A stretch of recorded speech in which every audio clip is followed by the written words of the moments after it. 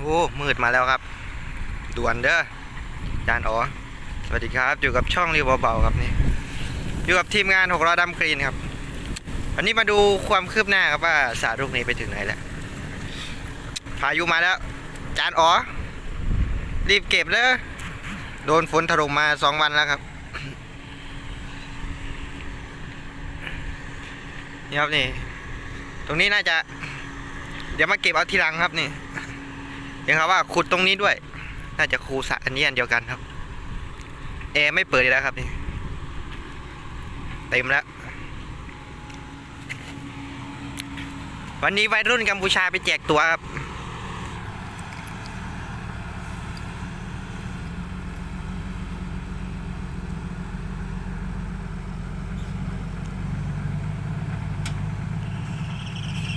โอ้สายพานแอร์ดังแล้ว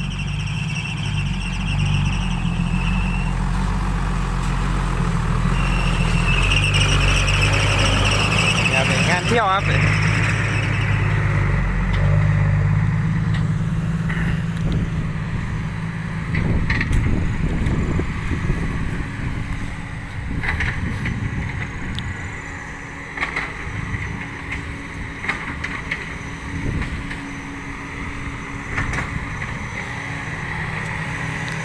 ครับฟ้ามืด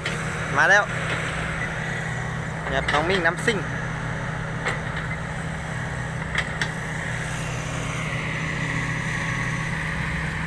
เทไม่ไกลไม่ใกล้ครับไม่ไกลเกินไปไม่ใกล้เกินไปครับประมาณ6 กิโลขาละ3ครับ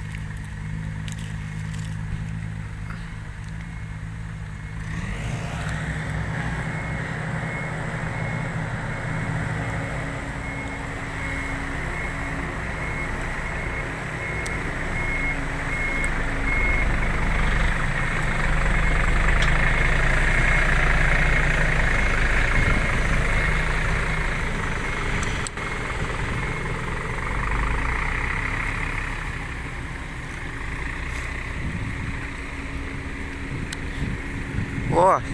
สีเหมือนกันเลยเว้ย2 คันนี้เขียวโกเบ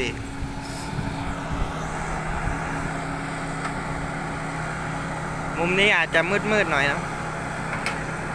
มืดหรือเปล่า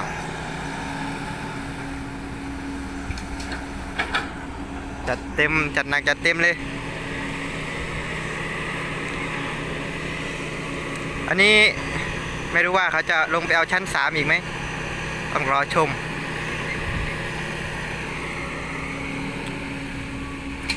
จัดเต็มอุ้มเลยครับนี่ครับเร็วมากเลยจานอ๋อวันละ100 กว่าเที่ยวครับนี่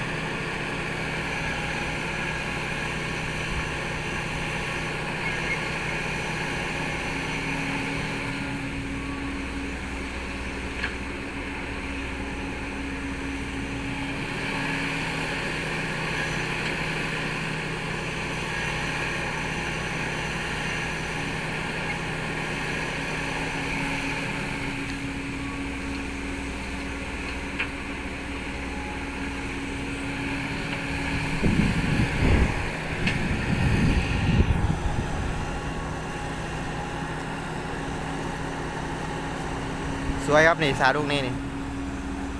งานแรกเลยสาลูกแรกของจานอ๋อครับเดี๋ยวพาติดตามชมจนเสร็จนู่นแหละเนี่ยจะชมว่าตรงนี้จะลงไปเอายังไงเราจะลงไปชั้น2อีกหรือเปล่า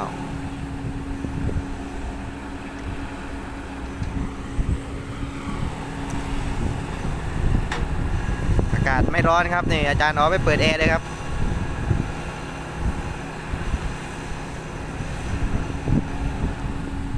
อ๋อเปิดแอร์แล้วเรียกว่าไม่เปิด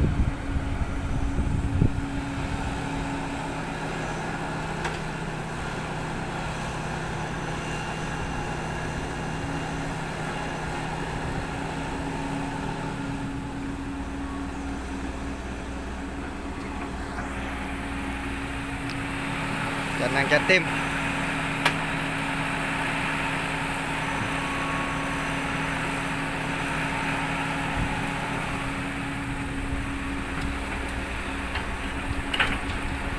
เต็มแล้วครับนี่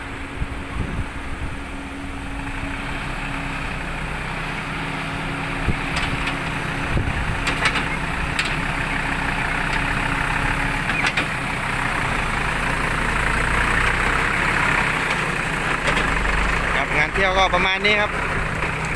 ไม่เยอะมากไม่น้อยมากครับพอดีนี่ครับสระสวยงามตามท้องเรื่องสวยครับ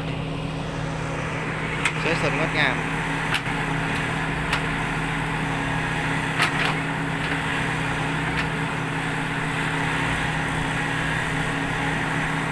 ต่อด้วยเหลืองอารามครับกำลังมาไม่รู้ว่าจะรอดไหมครับนี่วันนี้นี่เมื่อวานก็โดนไปครับแต่ไม่หนักเท่าไหร่พอวิ่งได้ครับ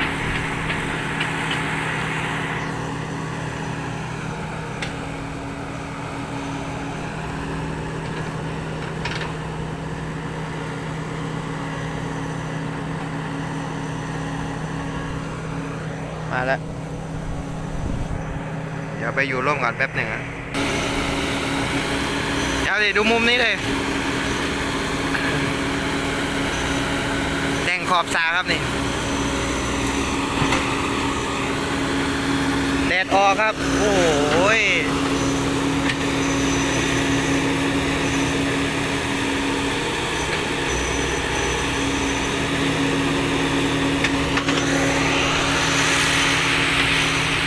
มาแล้วครับไอเหลืองอาราม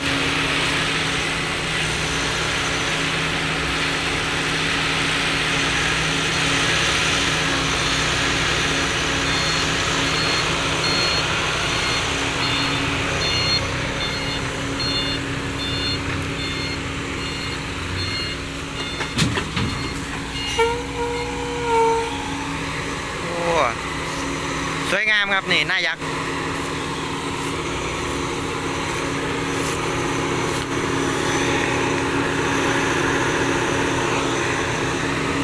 ท่อเอส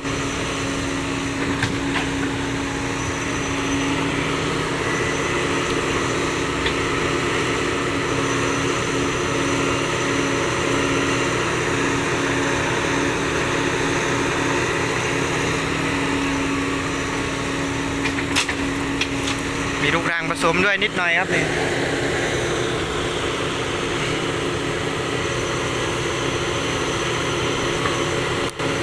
คันหนึ่งนี่ตักไม่ถึง3 นาทีครับจานอ๋อโอ้สุดยอดจวดจัด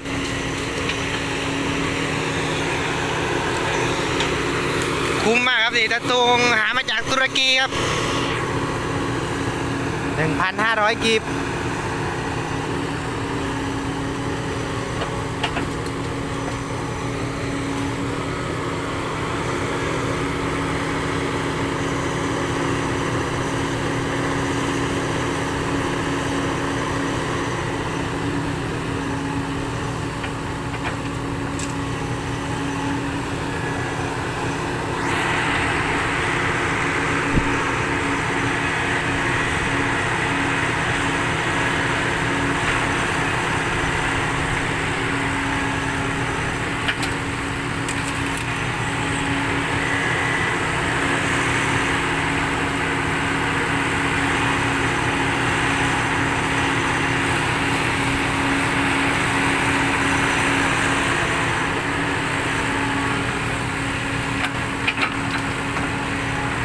เต็มแ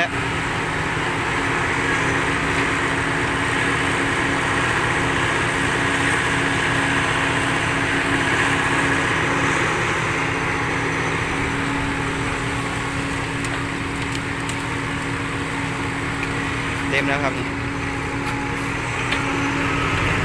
อีกไม่กี่วันก็น้องใหม่จะมาแล้วครับนี่รถเสียนิดเมก้าครับ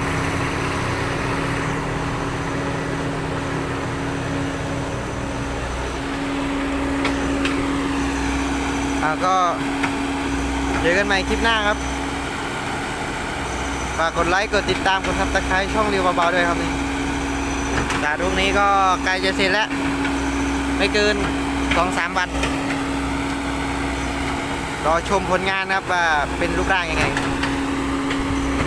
สำหรับคลิปนี้ก็สวัสดีครับบ๊ายบาย